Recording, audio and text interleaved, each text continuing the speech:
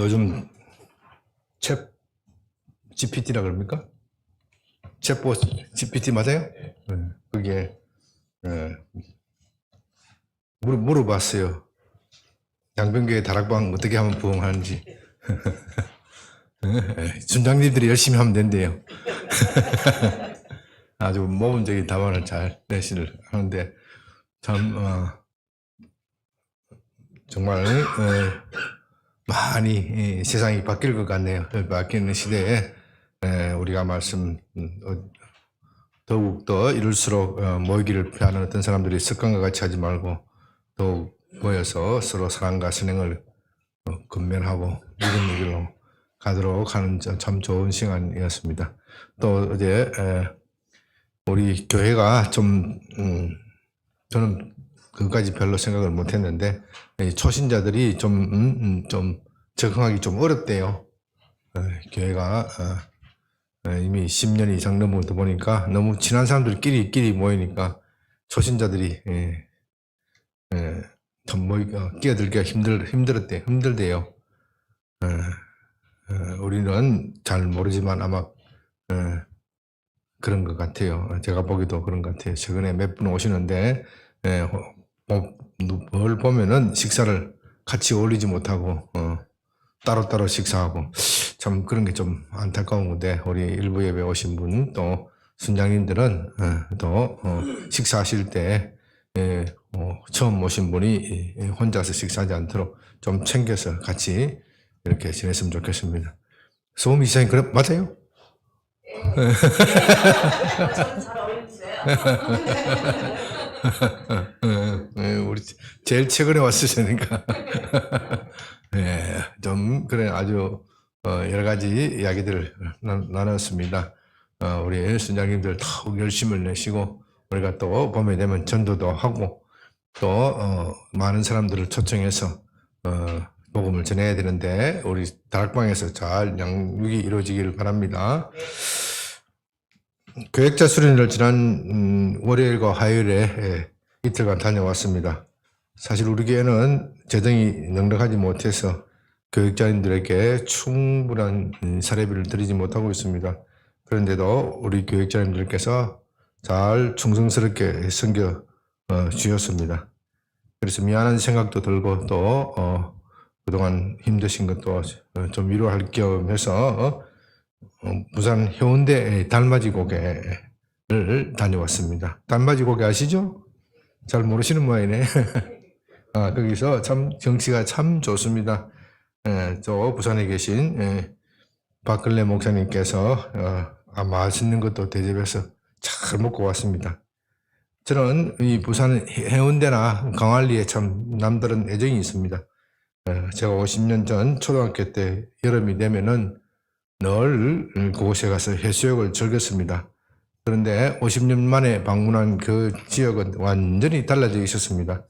물론 그 사이에 간간히 스쳐 지나가기도 했지만 그거나 하루를 머물면서 이렇게 찬찬히 들여다본 일은 없습니다.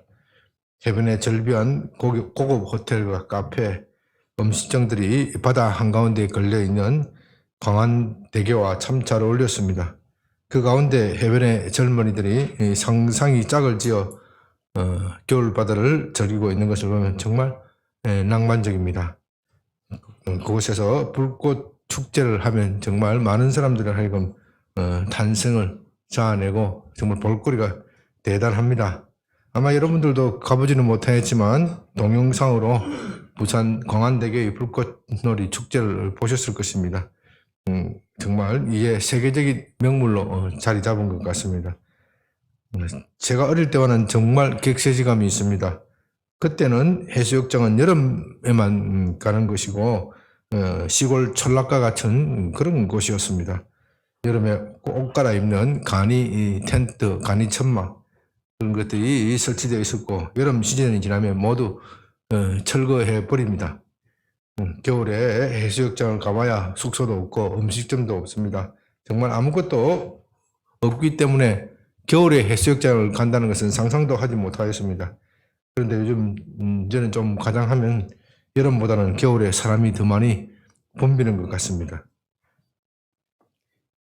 해운대와 광안리의 그가 이렇게 세계적인 관광 명소로 바뀐 것은 아마 부산시장을 비롯한 여러 부산 시민들의 노력이 함께 어울려진 결과일 겁니다.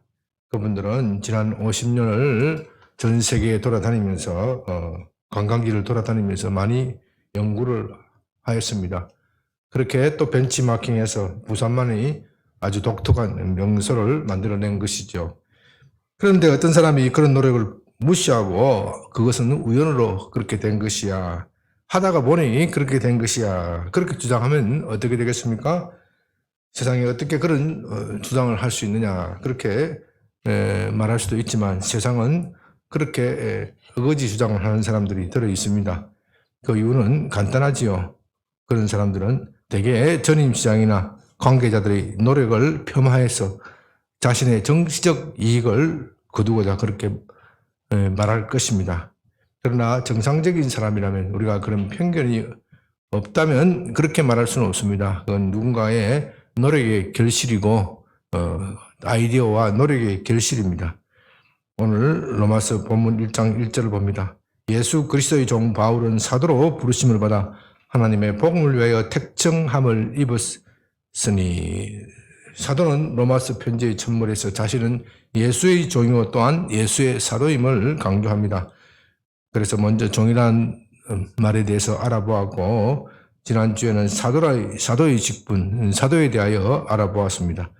사도는 심부름꾼이라는 뜻이죠. 그런 예수의 종인 동시에 또한 심부름꾼인 사도가 된 이유는 하나님의 복음 때문입니다. 하나님의 복음을 전하는 소명을 가지고 있었기 때문입니다. 그러므로 이제는 이 복음이 무엇인지에 대하여 알아볼 차례입니다. 그런데 제가 이것을 말하기에 앞서 광안대교 이야기를 꺼낸 것은 사람들이 이 복음에 대하여 색안경을 가지고 있어 들어보지도 않고 폄하하고 있다는 겁니다. 그들이 이 색안경을 쓰고 있는 한 절대로 복음을 들어도 이해하지 못합니다. 그래서 먼저 사람들이 복음을 말하기에 앞서 사람들이 쓰고 있는 이 색안경 편견에 대하여 좀 말씀드리고자 합니다. 이제 말씀드릴 때 여러분의 눈에 있는 색안경 편견이 벗어지고 복음의 비밀이 깨달아지기 바랍니다. 이제 눈을 들어 부산시가 아니라 우리가 사는 이 우주를 좀 살펴보았으면 좋겠습니다. 우주는 해운대나 광안리보다도 훨씬 더 아름답지요. 서울에서는 보기가 힘들지만 몽골 초원에서 밤하늘을 바라보면 정말 아름답습니다. 그곳에는 아무것도 없는 것과 같고 칠흑과 같은 어두운 뿐인 것 같지만 자세히 밤하늘을 관찰하면요 무수한 별들이 마치 보석을 뿌려놓는 것 같이 영롱하게 반짝이고 있습니다. 그런데 사실 그 별들은 우리가 사는 이 지구 아니 지구보다도 훨씬 큰 태양보다도 훨씬 큰 것들이 대부분입니다. 만일 그 별들 중 하나라도 지구를 향하여 제자리를 지키지 않고 지구를 향하여 돌진한다면 우리는 끝장이 날 것입니다. 예를 들면 저 하늘에 걸려있는 달이 지구를 향하여 달려와 충돌한다면 지구상에 있는 모든 생명체는 다 멸종하고 말 것입니다. 인류의 문명도 끝장이 나고 말 것입니다. 그것들이 제자리를 지키고 있는 것은 뉴턴이 말하는 만류인력의 법칙이라고 하죠. 만류인력의 법칙. 하늘에 보이는 수많은 별들, 해와 달 이런 것들이 그냥 제자리에 있는 것 같지만 서로 밀고 당기고 그래서 제자리를 지키고 있다는 것입니다. 만일 그 균형이 그 밀고 당기는 힘의 균형이 하나라도 깨어지면 우리는 존재할 수 없게 됩니다. 그래서 우리는 이런 일들이 우연으로 일어났다 그렇게 말해서는 안 됩니다. 거기에는 창조하신 분이 계십니다. 하나님이 그것들을 질서 있게 창조하시고 또 우리 인간이 살기 좋도록 그렇게 만드신 것이죠. 이제 하나님이 계신지 아니 계신지 알고자 하는 사람들은 밤하늘에 별을 쳐다보면 되는 겁니다. 우리는 그것을 바라보고 있으면 저절로 신에 대한 경외심, 하나님에 대한 경외심이 우러납니다. 이 모든 것을 아름답게 창조하신 하나님을 찬양하게 되어 있습니다. 바로 그것 때문에 모든 사람들, 모든 인종은 피부 색깔에 상관없이 종교를 가지고 있습니다. 심지어 가장 원시적인 부족조차도 이런 신앙심이 있습니다. 그들은 자연을 보면서 본성적으로 하나님의 존재를 인정하고 무릎을 꿇습니다. 문제는 그들이 더 이상의 지식이 없어 우상 숭배에 빠진다는 것이지요. 성경의 시편 기자는 이런 자연의 아름다움을 보고 이렇게 노래합니다. 시편 19편 1절에서 6절. 하늘이 하나님의 영광을 선포하고 궁창이 그의 손으로 하신 일을 나타내는도다.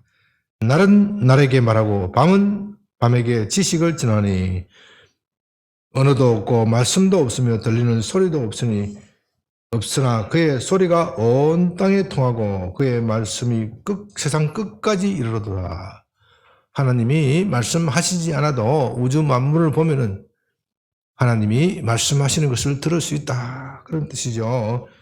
하나님이 해를 위하여 하늘에 장막을 베푸시는도다. 해는 그의 신방에 나오는 신랑과 같고 그의 길을 달리기 기뻐하는 장사 같아서 하늘 이 끝에서 나와서 하늘 저 끝까지 운행하며 그의 열기에서 피할 자가 없도다. 그렇게 해가 질서정연하게 움직이는 것이 창조주 하나님의 솜씨라는 것입니다. 참 아름다운 시이지요. 자연의 질서정연함과 아름다움은 그것을 관찰하는 사람에게 감탄을 자아내게 합니다. 우리는 이것을 보면서 우주 만물을 창조하신 하나님을 인정하게 되고 그 하나님께 경외심을 표현합니다. 이것은 믿는 사람이나 믿지 않는 사람이나 모두 다 공통되기 때문에 신학적으로 일반계시라고 합니다. 하나님께서 일반적으로 다 말씀하시는 계시, 일반계시는 자연을 통하여 하나님을 아는 것이고 누구나 건전한 이성을 가지고 있는 사람이면 알 수가 있는 겁니다. 그런데 만일 이것이 우연으로 그렇게 되었다고 말하는 사람이 있다면 그 사람은 다른 의도가 있을 것입니다. 이것은 마치 앞에서 말씀드린 대로 부산 광안대교나 해운대의 아름다움이 사람이 의식적으로 계획적으로 노력한 것이 아니라 어떻게 하다 보니 우연으로 그렇게 된 것이다. 그렇게 말하는 것이나 마찬가지죠. 그런 사람은 자신의 정치적 이익을 위하여 그런 주장을 하는 것입니다. 전임시장의 공적을 폄하하여 자신의 정치적 이익을 거두겠다. 되게 그런 속셈일 것이죠. 그렇지 않다면 어떻게 그렇게 무모한 주장을 할 수 있겠습니까? 그와 마찬가지로 자연 만물을 바라보면서 하나님의 존재를 인정하지 않는 사람은 속에 다른 마음을 품고 있는 겁니다. 왜냐하면 그것을 인정하는 순간 그는 자신을 지으신 하나님께 무릎을 꿇고 경배해야 되기 때문입니다. 그는 하나님의 피조물임을 인정하고 그 조물주이신 창조주이신 하나님께 경배해야 할 마땅한 의무가 있는 겁니다. 바로 그 의무를 피하기 위하여 그렇게 억지 주장하는 것일 것입니다. 그들은 우리가 하나님을 인정하게 되면 나는 이제 자유를 잃어버릴 것이다. 그렇게 생각합니다. 그래서 한사코 하나님으로부터 벗어나기 위하여 하나님이 창조하신 것을 부정합니다. 그리고 이 세상 모든 것은 우연으로 그렇게 된 것일 뿐이야. 그렇게 말합니다. 진화론이란 것도 바로 그런 사상적 배경에서 나온 것이죠. 아니 어떻게 이렇게 질서정연한 우주가 탄생할 수 있을까 물으면 그들은 우연히 무한으로 반복되어서 지금 우리가 사는 세상이 나올 수 있다. 그렇게 대답합니다. 그래서 그들은 지금도 우주의 어딘가에 생명체가 존재하고 있다는 것을 증명하기 위하여 온갖 노력을 다합니다. 만일 그것을 증명할 수 있다면 기독교의 창조 이론은 틀린 것이고 우연으로 생긴 것이 맞다는 것이죠. 우리로서는 지구 외 다른 곳에 생명체가 존재하는지 알 수는 없습니다. 그건 그럴 수도 있고 그렇지 않을 수도 있습니다. 성경은 그런 문제에 대해서 답을 하지 않습니다. 그러나 어떠한 경우라도 하나님의 창조를 부인할 수는 없습니다. 어떻게 이렇게 질서정연한 우주가 우연으로 탄생할 수 있겠습니까? 진화론을 주장하는 사람은 그것이 과학이다 이렇게 주장하지만 사실은 그것이 종교로 되어 있습니다. 그래서 창조론을 뒷받침하는 여러 과학적 증거에 대해서는 쳐다보지 않고 미신적인 것으로 취급합니다. 아예 과학계에서 창조론에 대해서는 주장도 못하게, 발을 들여놓지도 못하게 합니다. 창조론은 종교에 편향된 것이니 아이들에게서는 가르쳐서는 안 된다. 그렇게 하면서 중고등학교 교과서에 들어오지도 못하게 합니다. 그러나 창조론이 증명할 수 없는 종교적 신념이라면 진화론도 마찬가지일 것입니다. 그런 점에서 그들은 전혀 공정하지 않습니다. 자신들이 잘못된 신념을 아이들에게 강요하는 것일 뿐입니다. 이런 문제에 대해서 좀 우리도 제대로 알았으면 좋겠습니다. 그래서 아이들에게 올바른 가치관을 좀 교육했으면 좋겠습니다. 그렇다면 진화론을 주장하는 사람들이 행복합니까? 그렇지 않지요. 그들은 자유롭게 살고자 하는 명분으로 진화론을 주장하였지만 그 결과는 자유로운 것이 아니라 자유를 잃어버리고 정욕의 노예로 살아가고 있습니다. 로마서 1장 20절 22절에서는 이것을 이렇게 고발합니다. 창세로부터 그의 보이지 않는 것들 곧 그의 영원한 능력과 신성이 그가 만드신 만물에 분명히 보여 알려졌나니 그러므로 그들이 핑계하지 못할지니라. 여기에 일반 계시 하나님의 창조하신 하나님의 우주를 보면 그들이 하나님의 존재를 부인할 수도 없고 나는 하나님을 모른다고 핑계할 수도 없다 그런 뜻이죠. 그렇지만 하나님을 알되 하나님을 영화롭게도 아니하며 감사하지도 아니하며 오히려 그 생각이 허망하여지며 미련한 마음이 어두워졌나니 스스로 지혜 있다나 어리석게 되며 창조론을 주장하는 진화론을 주장하는 사람은 스스로 과학적이다, 스스로 지혜 있다 생각하지만 스스로 어리석게 되었다는 겁니다. 오늘날 이것이 성경의 말씀이 이 로마서의 말씀이 얼마나 오늘날 진화론자들이 처한 공경을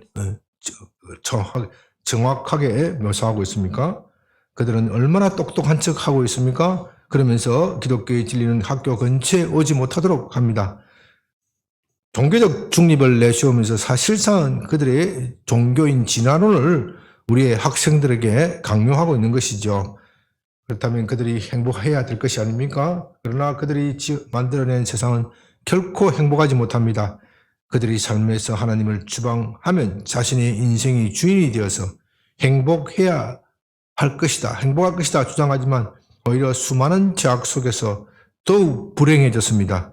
오히려 우울증에 시달리고 불안해, 삶의 불안, 어떻게 먹고 살고 어떻게 살 것인가 하는 삶의 불안과 염려, 근심, 걱정 속에서 떨면서 살고 있습니다.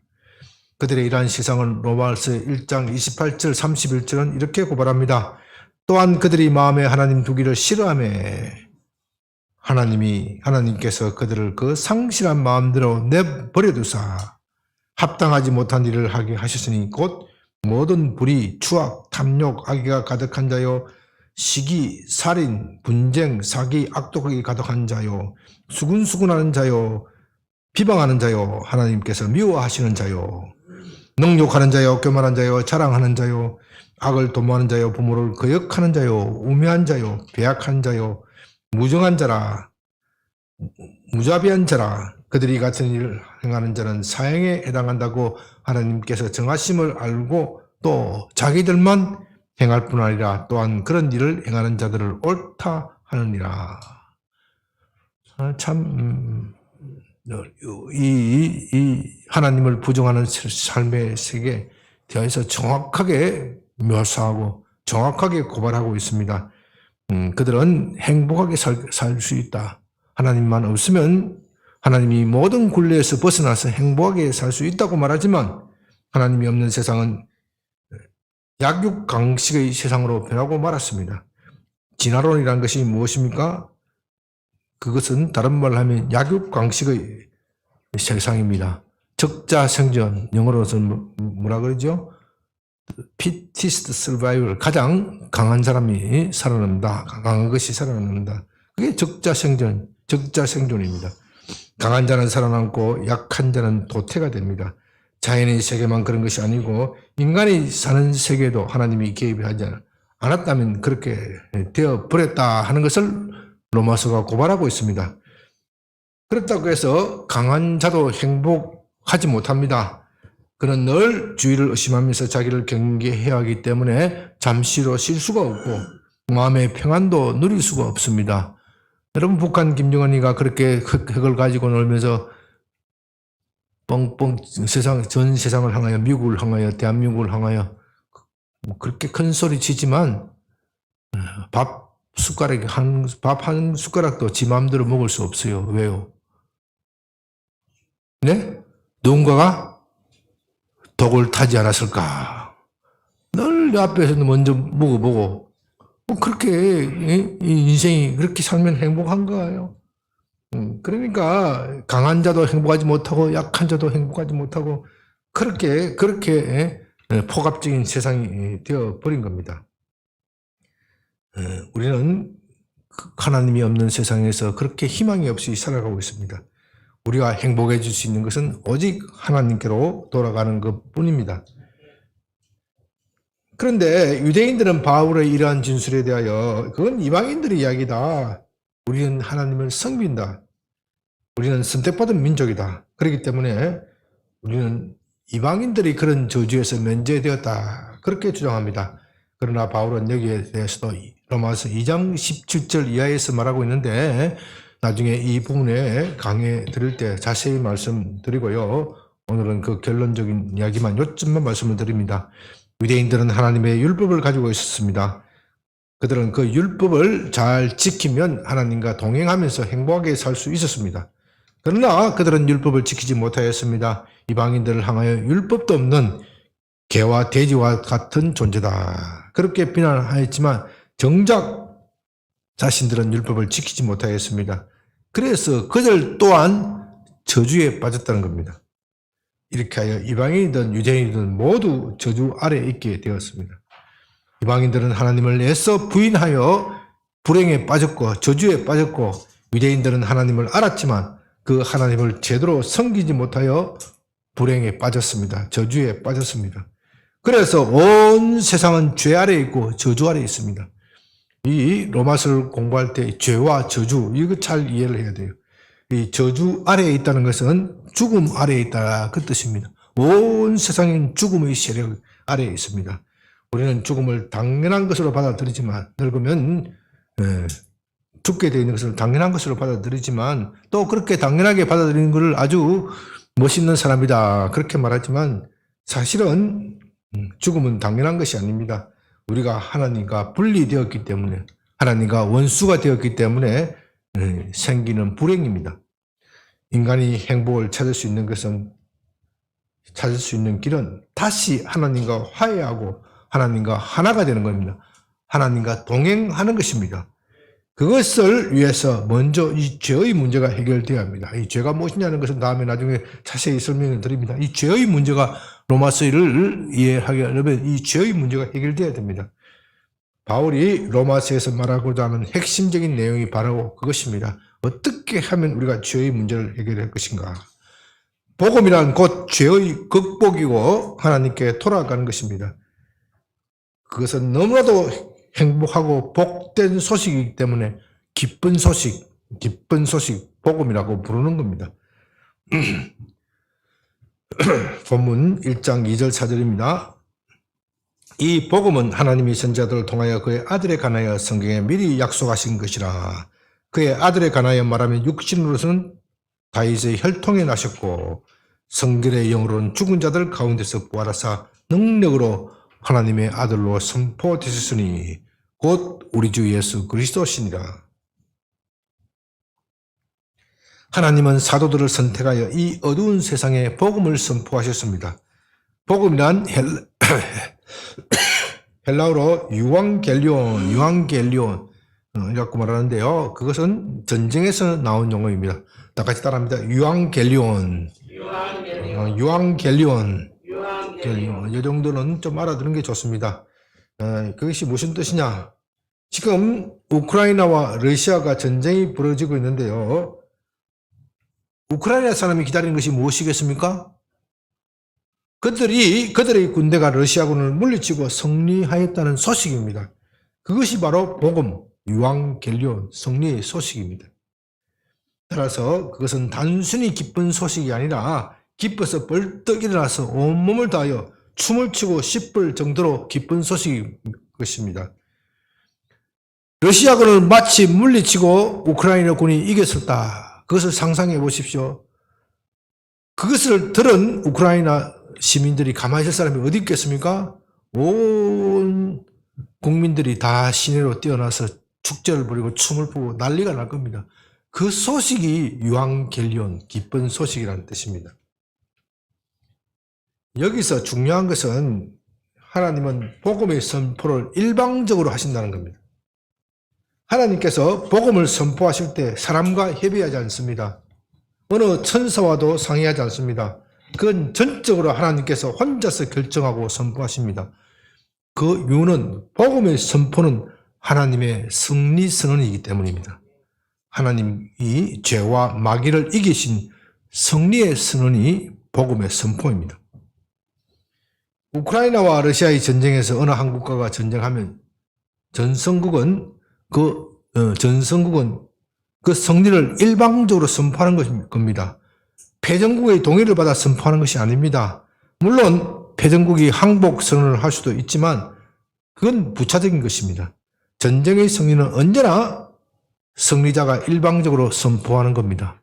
미국이 아프가니스탄에 들어가서 탈레반과 싸울 때 탈레반이 항복 선언을 한 일이 없어요. 그러나 미국은 아프가니스탄을 점령하고 내가 이겼노라 그렇게 선포를 하는 겁니다. 전쟁은 늘 그런 겁니다. 패전국가들이 덜러리로 서 있을 수는 있겠지만 그건 문제가 되는 거 아닙니다. 늘 전쟁은 승리자가 혼자서 일방적으로 선포하는 겁니다. 이제 하나님은 승리자로서 복음을 선포하십니다. 본문에서 하나님은 능력으로 복음을 선포하셨다고 하십니다. 그것은 바로 하나님이 능력으로 죄와 마귀의 세력을 누르고 승리하셨다. 이것이 바로 복음 선포입니다. 그렇다면 하나님은 어떻게 죄와 마귀에 대하여 승리를 하고 계십니까? 여기에 대하여 본문 2절, 4절에서는 세 가지를 말합니다. 2절에서 하나님이 선자들을 통하여 성경에 그의 아들에 관하여 미리 약속하신 것이라고 말합니다. 그건 전쟁에서 싸우는 대장이 하나님의 아들이라는 뜻입니다. 하나님의 아들. 그러므로 복음은 그의 아들에 관한 겁니다. 복음은 그의 아들에 관한 겁니다. 그런데 복음을 어느 날 아무런 예고도 없이 들쑥 이루어진 것이 아닙니다. 만일 그런 것이라면 우리가 그것을 어떻게 알 수 있겠습니까? 복음은 하나님이 오래전부터 선지자들을 통하여 미리 약속하신 것이다. 그의 아들에 관하여 미리 오래전부터 약속하시는 것입니다. 이것을 기록한 성경은 너무나도 많기 때문에 일일이 열거하기에는 시간이 부족합니다. 대표적인 것을 말씀드리면 창세기 3장 15절에서 하나님은 죄를 범한 아담에게 너희의 후손 곧 예수가 사탄의 머리를 쳐부수게 될 것이라고 말씀하십니다. 이것이 최초의 복음이고 그래서 이것을 원시 복음이다. 그렇게 말합니다.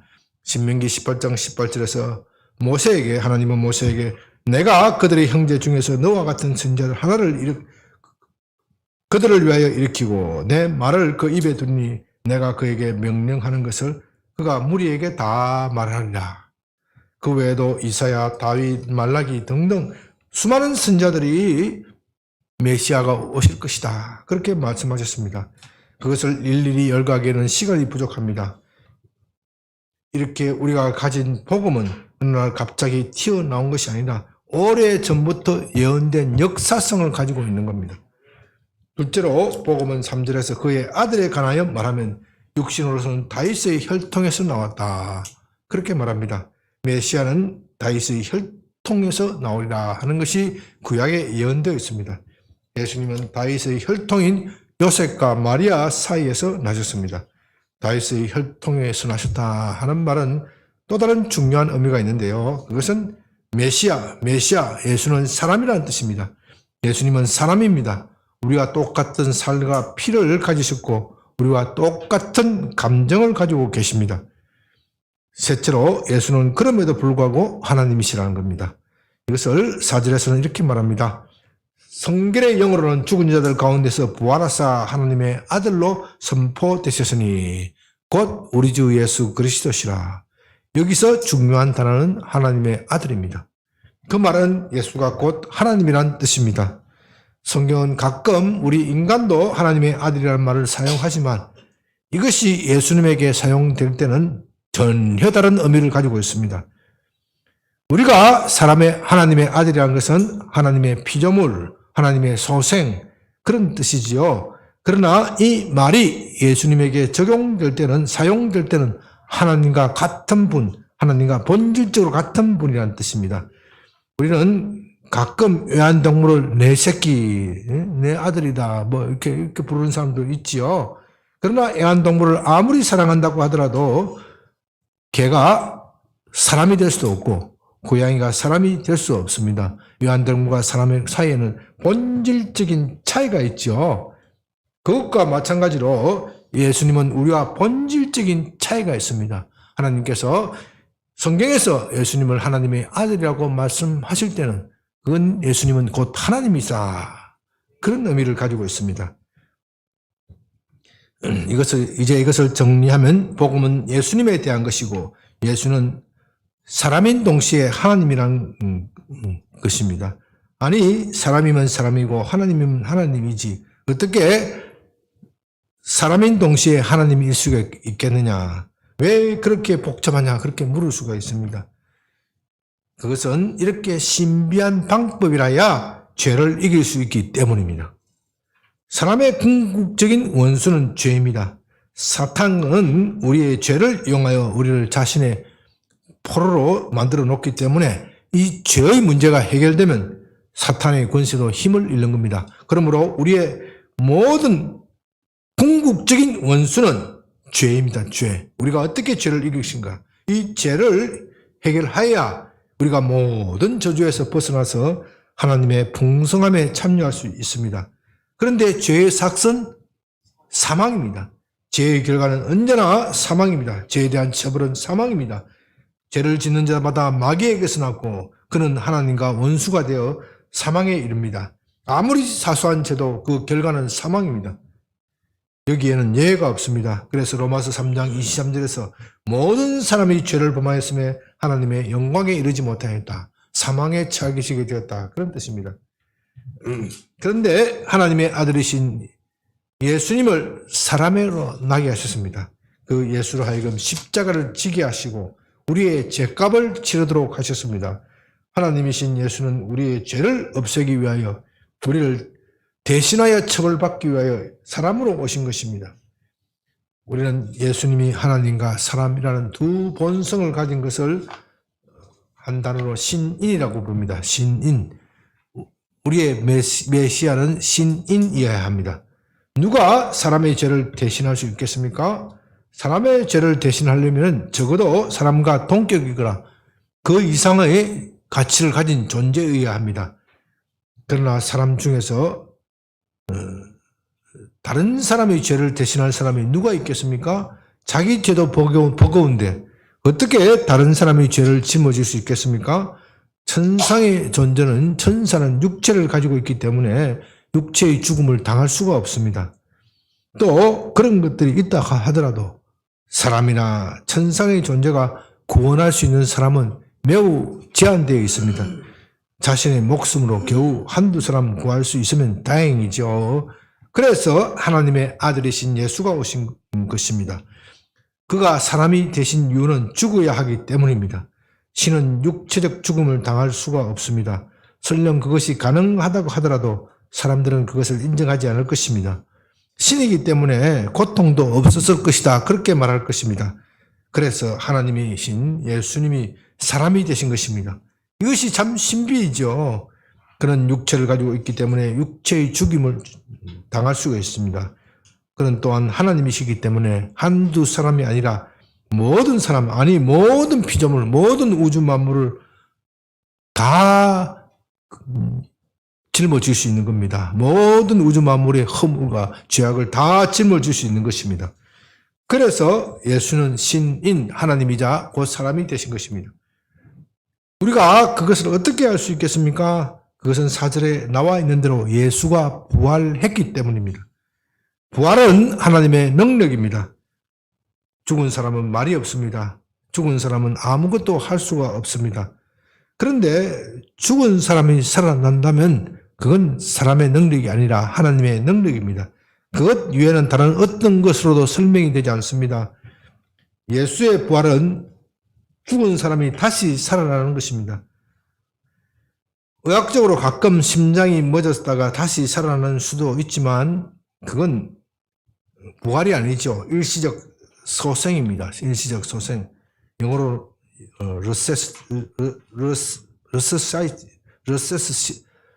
잘 안 되네. resuscitation. 일시적 소생입니다. 예수의 부활과는 질적인 차이가 있습니다. 그렇게 다시 살아나는 사람도 다시 죽습니다.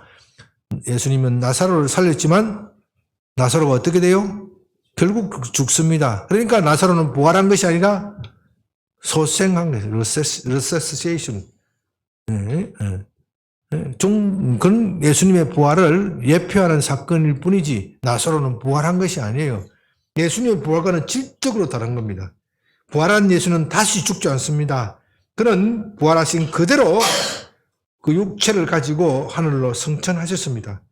그는 지금도 우리와 같은 육체를 가지고 하늘에 계십니다. 물론 부활하신 몸이기 때문에 우리와는 다른 점도 있을 것입니다. 그러나 예수가 지금도 우리와 같은 육체를 가지고 하늘에 계신다는 것은 정통 기독교 신앙입니다. 그러므로 우리는 그것을 기대하면서 사는 것입니다. 예수가 부활하였다면 우리도 예수처럼 부활할 것입니다. 예수의 부활은 하나님의 능력입니다. 그러므로 복음은 하나님의 능력으로 선포된 것입니다. 하나님이 죄를 이기고 승리를 선언하신 것입니다. 마귀는 그것을 인정하려고 하지 않겠지만 그도 어쩔 수 없이 굴복하게 됩니다. 전쟁에서 패한 나라는 겉으로는 패배를 인정하겠지만 항복 선언도 하겠지만 속으로는 인정하지 않습니다. 조금만 더 잘했다면 우리가 승리할 수 있었을 것이다. 그렇게 말합니다. 그가 패배를 인정하는 것은 어쩔 수 없이 굴복하는 것일 뿐입니다. 그처럼 전쟁의 승리는 언제나 승리한 나라의 일방적인 선언입니다. 그와 마찬가지로 하나님은 죄와 마귀에 대하여 승리하시고 일방적으로 복음을 선포하십니다.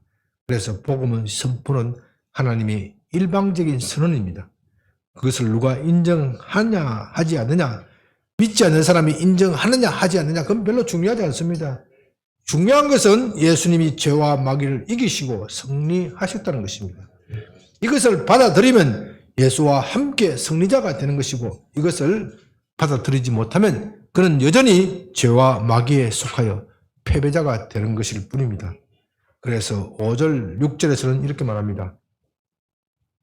그로 말미암아 우리가 은혜와 사도의 직분을 받아 그의 이름을 위하여 모든 이방인 중에서 믿어 순종하게 하나니 너희도 그들 중에서 예수 그리스도의 것으로 부르심을 받은 자니라. 여기서 믿어 순종하게 한다. 복음은 믿어서 하나님이 일방적으로 선포하실 때 어떻게 해요? 그것을 믿고 순종하는 겁니다. 순종하면 어떻게 돼요? 예수 그리스도의 것이 된다. 예수 그리스도의 것이 된다. 복음을 받아들이는 사람은 예수 그리스도의 것이 되는 겁니다. 전에는 마귀의 것이었지만 이제는 예수 그리스도의 것이 됩니다. 그러나 복음을 받아들이지 않는 사람은 여전히 저주 아래에 있습니다. 아니, 그는 하나님의 마지막 호의까지 거절하였기 때문에 그가 받을 형벌은 더욱 심하게 될 것입니다. 하나님의 복음 선포는 바로 그것을 말합니다. 복음은 하나님의 일방적 선포입니다. 하나님이 그것을 선포하실 때 누구와도 타협하지 않으십니다. 사람에게 묻지도 아니하시고 마귀와도 타협하지 않습니다. 하나님이 일방적으로 승리하셨기 때문에 하나님께서 일방적으로 선언하는 것입니다. 그것이 하나님의 복음 선포입니다. 그래서 이제 우리는 하나님의 복음 선포 앞에서 선택하고 결단해야 합니다. 하나님의 선포를 받아들여서 하나님의 것이 되든지 아니면 그것을 거부하고 여전히 마귀의 것으로 남아있든지 우리로서는 그것을 결정해야 합니다. 그런 점에서 하나님은 끝까지 신사적입니다. 어느 누구의 자유의지도 배제하지 않습니다. 그냥 강제로 하나님의 것으로 만들지 않습니다. 끝까지 인간의 선택을 존중하십니다. 그러나 그 선택의 결과는 어마어마한 차이가 나타납니다. 여러분은 하나님이 선포하는 복음을 받아들여서 은혜와 평강을 누리시기 바랍니다. 아멘.